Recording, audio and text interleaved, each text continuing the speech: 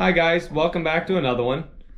Before I started editing out this video and putting it all together and getting ready to upload it, and kind of decided that I kind of want to do a little bit of a shout out here at the beginning of this video.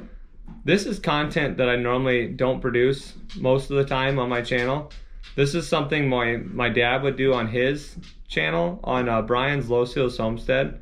So if you're interested in this type of stuff, you want to follow him. He's got a homestead, lives about 16 miles from me. He's got a few chickens and pigs and stuff on his place there. And he does videos or produces content more like this on a regular basis. And so this is something I normally wouldn't produce and normally put together. But if you're interested in that type of things, I'd follow him. It's a good channel to follow. I'll post a card up in here or over here or somewhere on the screen. It'll pop up, and you'll be able to follow him and see what he does on a day-to-day basis out on the homestead there with all the different animals. Like I said, he's made breads and stuff like that in the past and pies, and does a lot of gardening stuff and using stuff out of his garden and from his chickens and the pigs when he butchers the pigs and different things like that. So if you're interested in that, I would follow him on his channel. He said I'll put a couple of these videos together maybe occasionally, but it's not a regular thing, something that would be on this channel. So like I said, so if you're interested in that type of things, I'd be sure to check him out, maybe follow him over there. But we'll cut back into the real intro and get started on this video. Hi guys, welcome back to another one. I have some extra heavy whipping cream. I have 3 half-pint jugs here, cartons. But we use whipping cream for a couple of different recipes that my wife makes for dinner. She bought these because they were on sale, so she bought extras and we used what we needed to, and we probably won't use them before they expire. We have a couple more weeks yet before they do expire. But growing up, I live in Iowa, and growing up, my great-grandparents, we at one point in time had made butter, some homemade butter, and we used it in a mason jar and shook it in a mason jar. However, in the 21st century, I'm too lazy to shake it in a mason jar, so we're gonna use my wife's KitchenAid mixer. We're gonna pour all these in, measure it out, and be able to pour it in here, and slowly whisk it up, and should turn into whipping cream and butter. Whipping cream first, and then butter second. And we'll have some buttermilk left over. So you can do the same thing with a mason jar. Put it in a mason jar and shake it 5 to 7 minutes. When you're doing it, I believe it seems like it's an hour or 3. We did it once or twice as kids with my great-grandparents. We used it for putting on crackers. So I seen these and thought about that and figured I'm gonna try to relive my childhood, but now that I'm 30 years old, I'm gonna not do it the same way. So let me get set up here, and I'll sign up a time lapse of putting it all in together.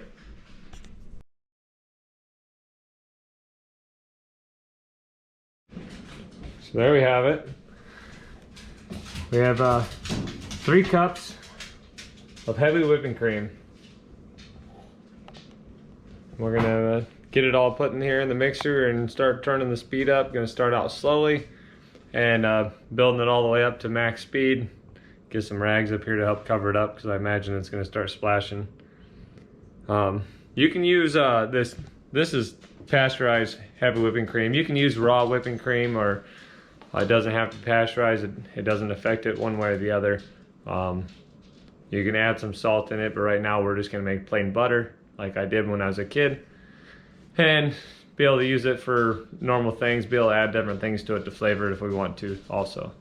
So like I said, I'll get this set up again and show you the process of making it. When I'm making the whipping cream, I'll show you that, and I will show you the butter stages throughout.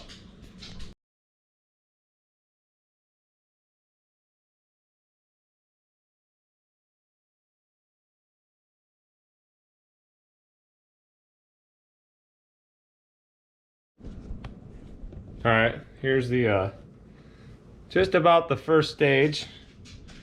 If you look in here, we're just about the whipping cream, or you know, like Cool Whip, basically. Starting to get fluffy. Not sure how to tip this up. I do believe it gets tipped up.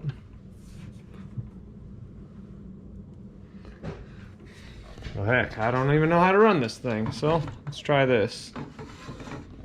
Just lower it down out of the way. It's not quite there yet. Not quite. Getting closer.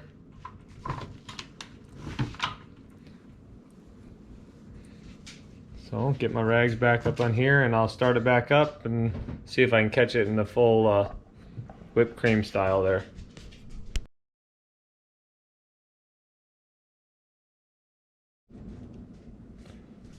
Well, I believe we hit the whipped cream.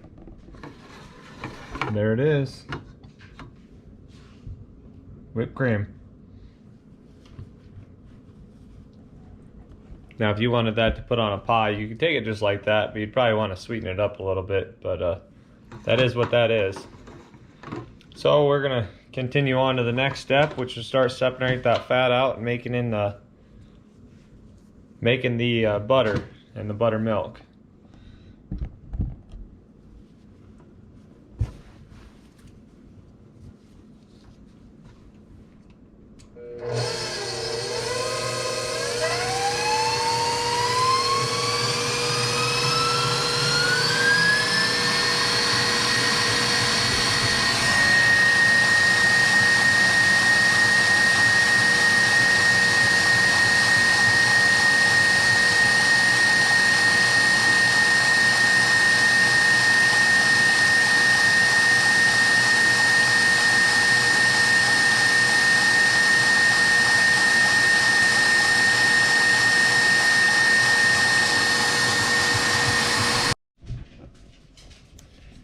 We're starting to get some of the butter fat to separate out here. I just stopped it and be able to scrape the sides off and get it down in there. It's not quite there yet, but you do see the chunks forming, getting stuck in the whisk there. And the bottom there is still part of that cream that hasn't, whipping cream that hasn't switched over to the separate the fats out. And we don't have the buttermilk yet sitting in the bottom. So won't be but a couple more minutes here and it'll be ready to be called butter.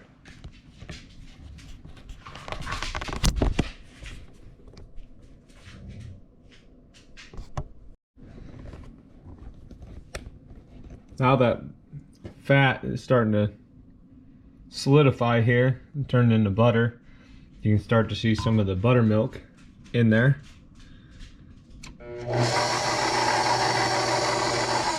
Kind of hard to pick up on video here, but there is a liquid down underneath here. That's the buttermilk coming out, and the butter is starting to solidify.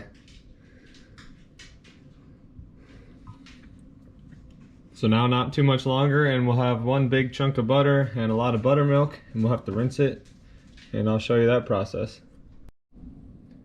There we have it. Some solid butter and some solid buttermilk. So we're gonna drain the buttermilk out, and then I'll probably go just a little bit longer to make sure that we got it all, and then I'll rinse it. I'll show you the rinsing process here, but so I'll get this set up to be able to drain this out. Okay, now that we got all the buttermilk separated there, I got about a cup and a half of buttermilk and about that much butter. But now we need to rinse it to make sure we get all that buttermilk out of there. You want that butter as dry as you can get, and you want to get all that moisture out of there and all that buttermilk. So you just use cold ice water to rinse that. And I got a strainer here. I'm going to strain this ice out of this and just use the water here. Get the camera adjusted.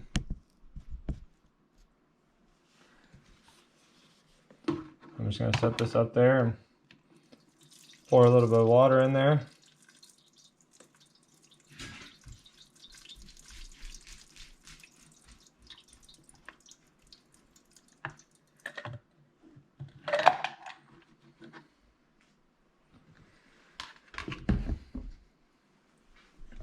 So I just put water in there, ice water, some cold ice water. Set my rags back up here and just turn it back on, and that water will actually become yellowish. We'll have to rinse it just a couple times to get all the buttermilk out of there. Start out slow and just work your way up, nice and steady.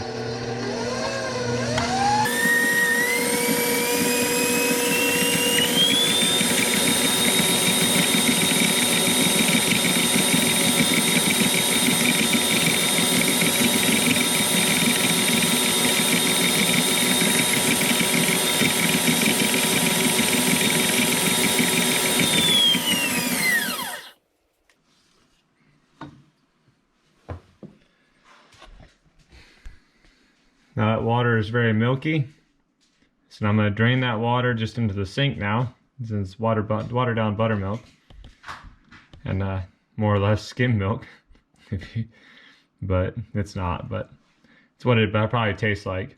But I'll drain that out into the sink and discard that water, and we'll do that a couple more times until that water comes out mostly clear. That water is just a little bit milky, not very much. So I'll do it with just one more time and the water will be mostly clear. Then we'll be able to strain all that butter out to get all the moisture out of it. And there should be the final product.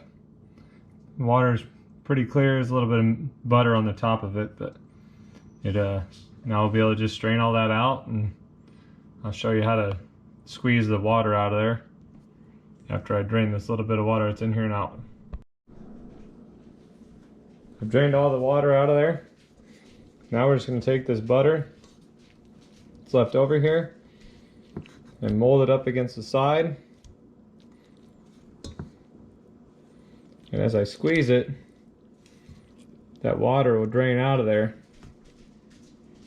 I'm going to dump that water out so I'm not regaining it.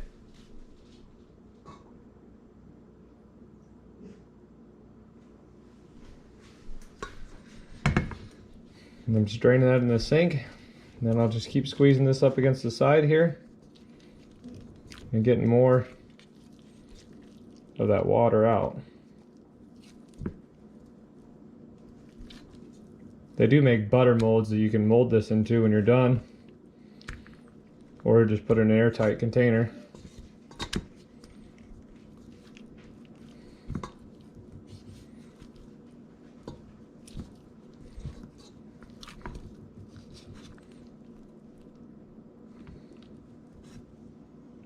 Not a whole lot of water left, but drain it out again.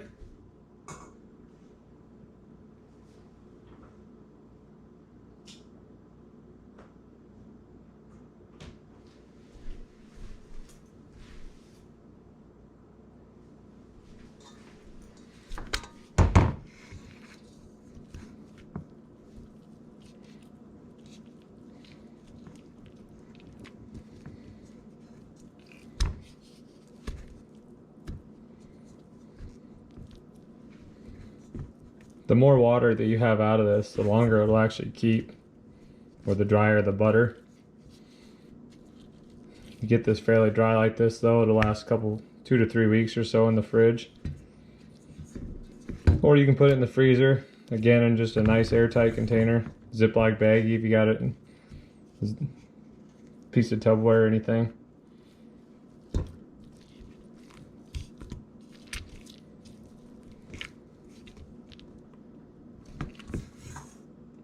Got most of the water out there, about the best I can probably get it.